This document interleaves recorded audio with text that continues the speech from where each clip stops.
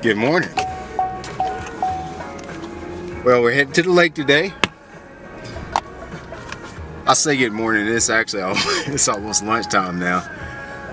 Why is it just lunchtime and I'm just now headed to the lake? Let me tell you why. It's cold! Very cold today. 22 degrees this morning. We had a lot of rain here recently, and your boy just does not get a kick out of fishing in 20-degree weather. Now, when I was younger, I thought that was cool.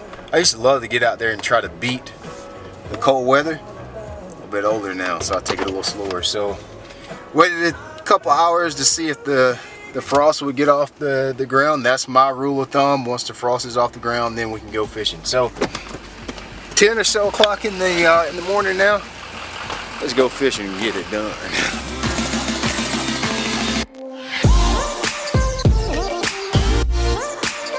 So, remember I was telling you that it's rained for about 4 days solid.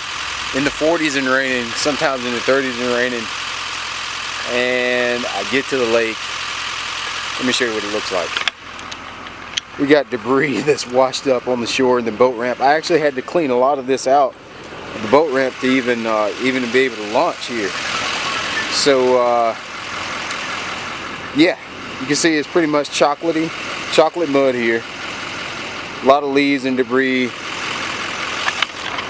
Most likely it's going to be a pretty tough day of fishing. So what we're going to concentrate on has been, let me set up a scenario. I'm sure you've been faced with this before. Going into winter, we've had a lot of rain, 3 or 4 days of rain. Drastic cold fronts come through. The lake is muddy, the lake is high. What are we going to do? Of course, you've got a tackle box, you've got a bunch of tackle. You've got worms, you've got crankbaits, you've got hard baits, jerk baits, so forth. Where do you start? You always want to know, what do I throw? What do I throw? What do I pick up? What do I need to be focusing on? So, I got my mystery tackle box in. It's the only baits we're going to use today.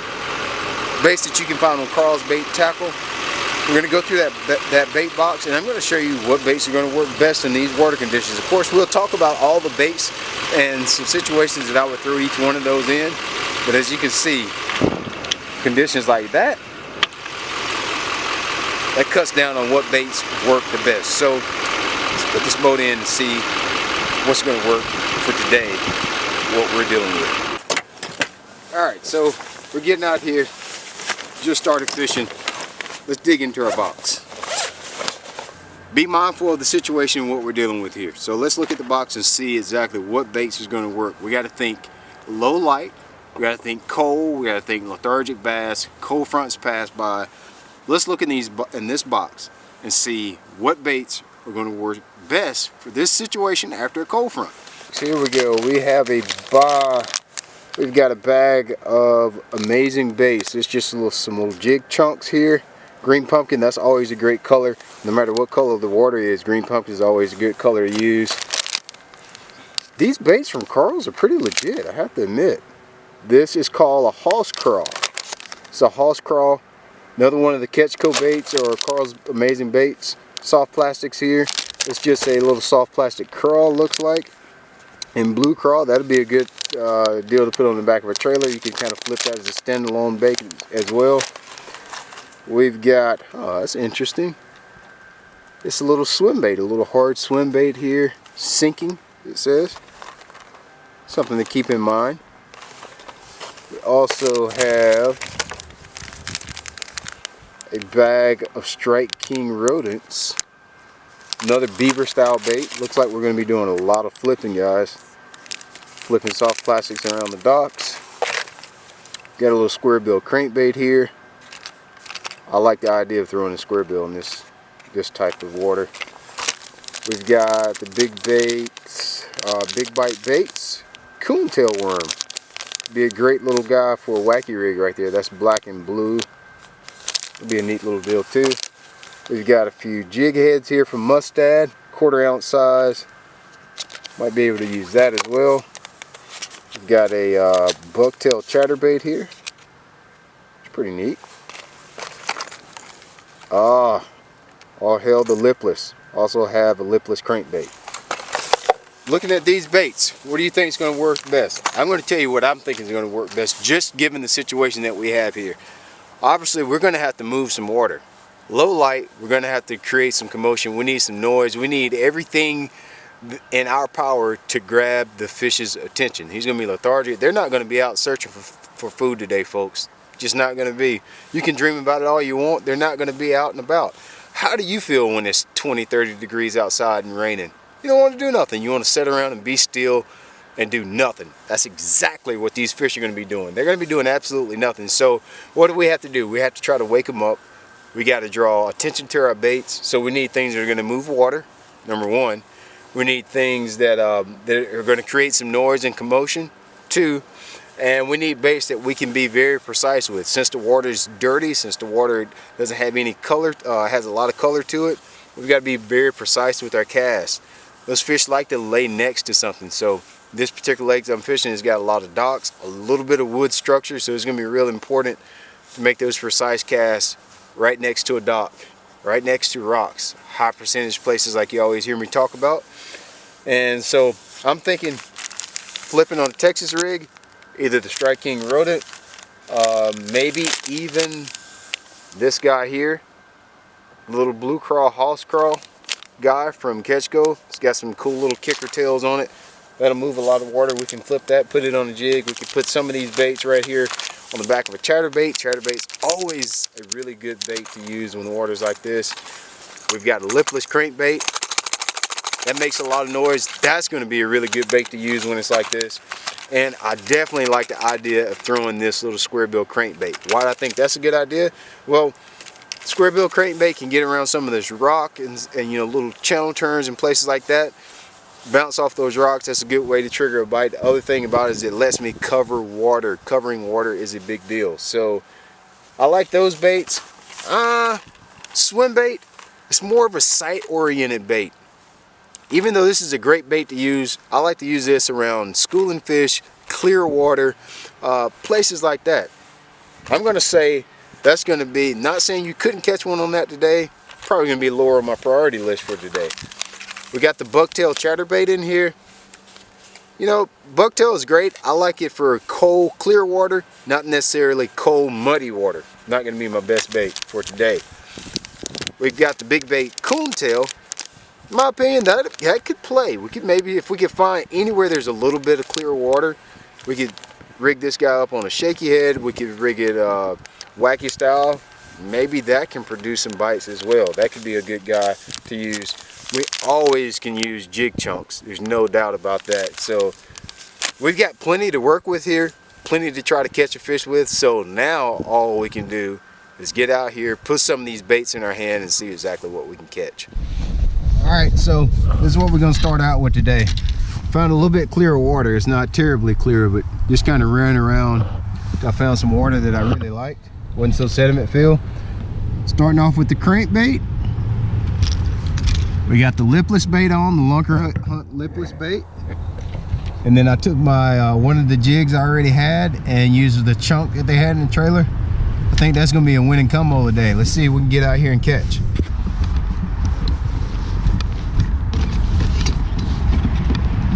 I'm gonna start off by cranking this little riprap right here. Cranking the riprap is always a good way to catch one when it's cold. I always like fishing rocks. We got a little Squarebill, so that should be perfect bait to throw.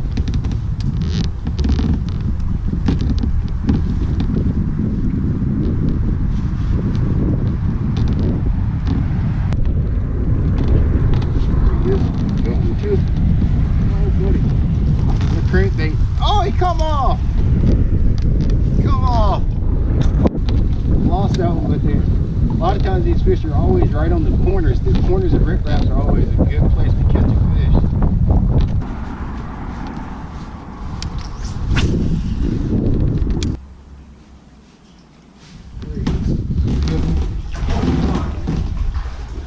Oh, come on, two! Crap, I lost two in a row! Two! Got him again. Freaking biggin', dude. Oh, dude, they're smashing that. Oh, he come off again! He come off again! What the heck is going on? 3 in a row. 3 in a row. Oh my God. Oh, he's on there. There he is. Oh, please don't come off. Oh, finally got one. Dude, look, this is why I miss so many of them right here. Check this out. I want you guys to look at this. This is why. That's why I've been missing so many of them. You know, he had that thing, look, it's in the freaking gill plate. In the freaking gill plate. So I was starting to second guess what I had on and my rod action. A lot of times, you know, rod action has a lot to do with when you're fishing a treble hook bait. How well you catch them, how well you hook them. I had that guy hooked in the side there. That's probably not going to feel good. But they're just slapping at it. A lot of times, that's not necessarily a bad thing. What that means is they're pretty aggressive sometimes, and they're just trying to go through and hit as many bait fish as they can. And you know, a lot of times people say when they don't have it in their mouth, they're not really aggressive. Well, in all actuality, they're probably more aggressive. When they don't mind wasting energy. That's a pretty good fish there. When they're real lethargic, a lot of times they don't they'll swallow it. They don't have time to when they're real lethargic, they don't have time to play with it, and they just need to get it in one time. When they're actually out here feeding and trying to eat as much bait as they can, especially after the first cold front of the season like they are today, they'll just go through a wad of bait and just slash through them, just kill them, then they come back and eat whatever they can after they slash through and kill everything. But that's a good one. 3 in a row that I missed on the corner of that riprap, and I finally got one. I got lucky and got him on the side. So I think we got the right bait. We're gonna just keep covering water with this crankbait. It's gonna be hard for me to use anything else in the box, getting so many bites on the crankbait that quick. So let's get back out there with the Squarebill and catch some more. Now, I gotta be honest with you. Carl gave me a lot of baits to use this week, but if I can catch them on a Squarebill crankbait, it's gonna be hard for me to put them down. So there's a slight possibility in this video, all you might get to see me throw is this deal right here, because if I can catch him on a Squarebill crankbait, knocking in the rocks, it's hard for me to pick up anything else. But maybe, just maybe, the bite will slow down on the crankbait and I'll pick up a jig or something. Show you guys how I fish that other stuff. But for right now, I'm having fun. Yes. Oh man, it jumps so much. Oh, that's a good one. He barely got it. Oh man, that is a freaking tank there, dude. Look at that thing. Look at that thing. Oh my God, that's why I can't hardly catch any of them. That's pretty hard to get one hooked when they're grabbing the bait like that. But that one got just a little bit too close. That's a good fish though, man. Just cranking down the side of this riprap is all I'm doing. That right there, when it's cold, look for rocks. Cranking this riprap, those fish, they move to the rocks. The thing about it is the water is real muddy right now, so these fish got to get next to something, and they just kind of get next to those rocks. And that right here is worth every bit of getting up this morning when it's 20 degrees outside, getting out here and finding where these fish are. Don't let that cold weather discourage you. This is what you can get, especially when you're fishing in the south and you got a cold front coming through.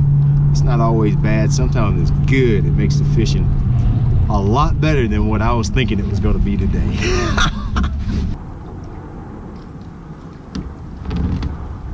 There he is, right off of that rock, dude. Oh, another good one. As soon as I brought it over that rock, he smashed it. Oh, it's pretty good one.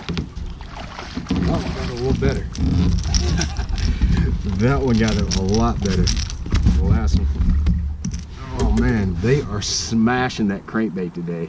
I mean, straight smashing it. Brought it over that little rock. Boom! Yes, I love it. This is what it's all about right here. We fished the crankbait a little bit.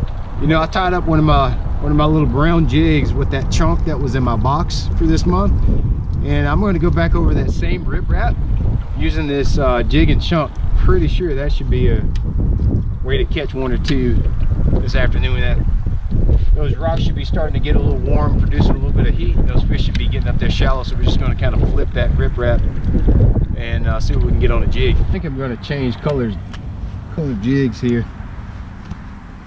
It's pretty stained. Water's pretty dark. And I'm using a brown jig. You can see this is the one I'm using, the brown one. I think I'm going to swap up to a black and blue. And there was also, in my box here, there was another trailer that I feel like moves a little bit more water. This is Carl's Baits here. They call this guy a little hoss crawl.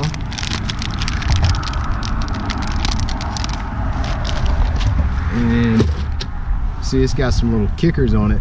It moves a little bit more water. In a perfect world, I'd like a black in this water like this, or a little bit darker color. But you'll be surprised how well that green pumpkin shows up, even in dark water like this. So I'm gonna try this guy, black and blue with the hoss crawl in there. Let's flip him around and see what happens.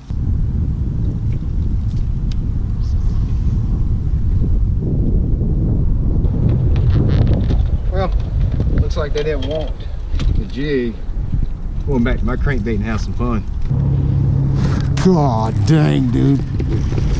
Freaking nailed it.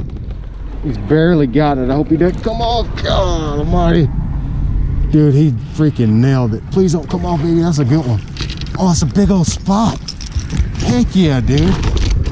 Look at that big old son of a gun. Dang, dude, a big old spot. I didn't expect to catch a spotted bass today. That thing is, that's a 3-pound spot. I call it cranking a freaking Squarebill crankbait right there, dude. Wow, what a fish. I was bringing it around that little corner right there, and he freaking smashed that thing. So, dude, they've been smashing this freaking crankbait. I'm gonna get you guys a closer look at it. Freaking spotted bass on a Squarebill crankbait. That's just something you don't expect to happen in muddy water. But we're definitely up here where there's some spotted bass at. That's a good 3-pound spotted bass right there. We call it cranking my little Squarebill around the rock there. This is an Excite series. You see this little green and olive color there? Now that is a good spotted bass. I couldn't believe it. He freaking smashed that thing. I was bouncing it off the rock. It was just ticking, ticking, ticking, boom, right up against the rock. So this is fun. Like I said, there's a lot of stuff in this box that's really, really good. But right now, it's all about the Squarebill for me. So let's get this guy back. All right, guys, so a great day of fishing. I had a blast out here. When it gets cold like that, don't be scared to get out there and catch some fish. You know, I covered some water. I tried to use a couple different baits, but we definitely settled in on the Squarebill crankbait. This bait came straight out of my Mystery Tackle Box subscription. I'm glad I got it. Make sure you subscribe. You're gonna get a lot of good baits at a very, very steep discount. So make sure you subscribe to Mystery Tackle Box's YouTube channel. Make sure you subscribe to my YouTube channel as well. Just search my name, Brian Latimer. I appreciate you guys tuning in this video. I'm going to catch some more fish.